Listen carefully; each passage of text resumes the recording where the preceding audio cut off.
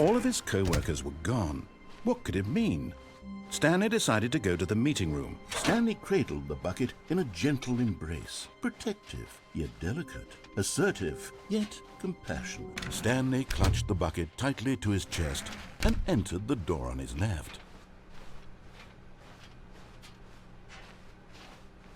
Still no one was here. Stanley needed the bucket's warmth and comfort now more than ever.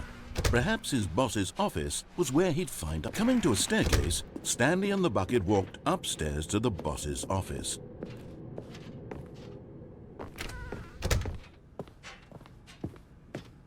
Stepping into his manager's office, Stanley was once again stunned to discover not an indication of any human life. But Stanley guessed the correct code by sheer luck. Was it that the bucket knew all along? Was the bucket guiding him? Yes, this is certainly the most logical explanation.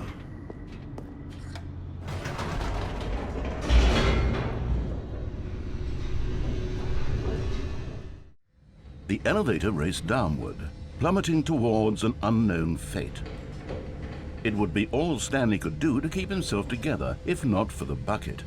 Soothing him, comforting him, reassuring that in this darkest moment of uncertainty, he would be all right. The bucket is here for you, Stanley.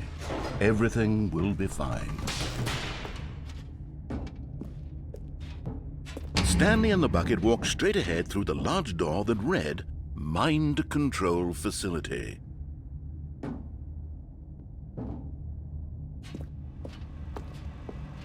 Although this passageway had the word escape written on it, the truth was that at the end of this hall, Stanley and the bucket would both meet a violent death.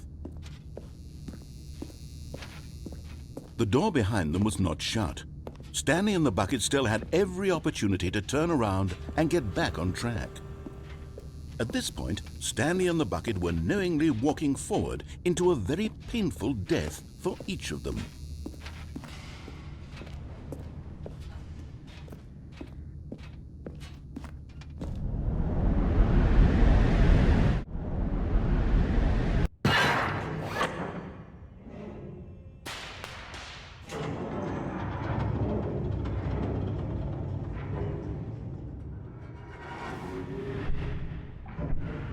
As the machine whirred into motion and Stanley and the bucket inched closer to their demise, Stanley reflected on how meaningless the bucket's warmth and comfort had turned out to be.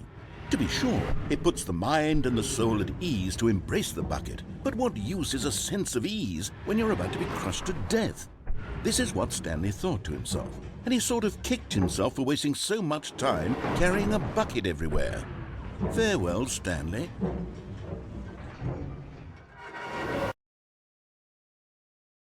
"Farewell, Stanley," cried the narrator, as Stanley and the bucket were led helplessly into the enormous metal jaws. In a single visceral instant, the bucket's life came to an end, as it was crushed violently to death.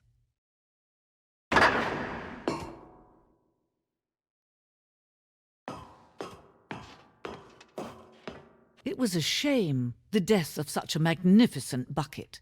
It's true that all buckets are radiant in their own way, but this one stood above the rest. It was a glorious bucket to behold.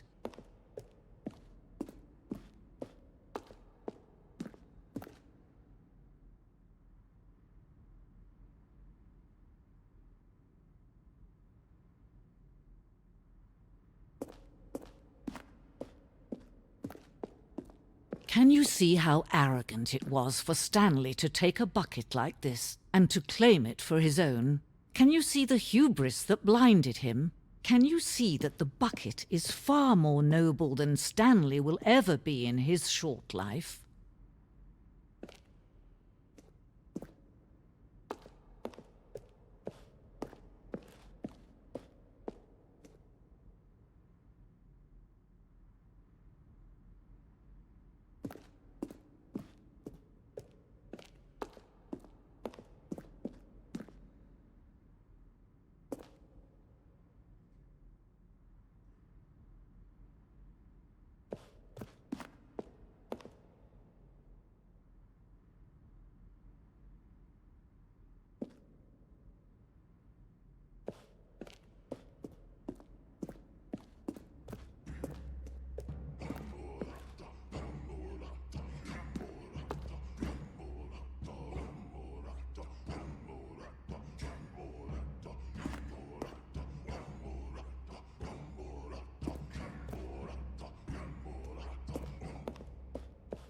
No man can own a bucket, and certainly not a bucket as dazzling to behold as this one.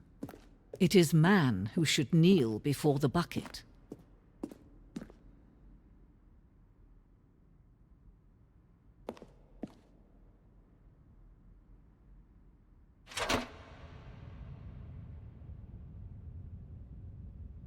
But there is something we can do. Something we can do together, you and I, that will right this terrible wrong. Let Stanley die. Let him be crushed by the machine. Don't reset the game. Don't give him another opportunity to run off with another beautiful bucket. We can save the world's buckets from their treatment as tools and implements if only we let Stanley die together. The bucket shall take its place as ruler, as leader, as commander of a new world, a new vision.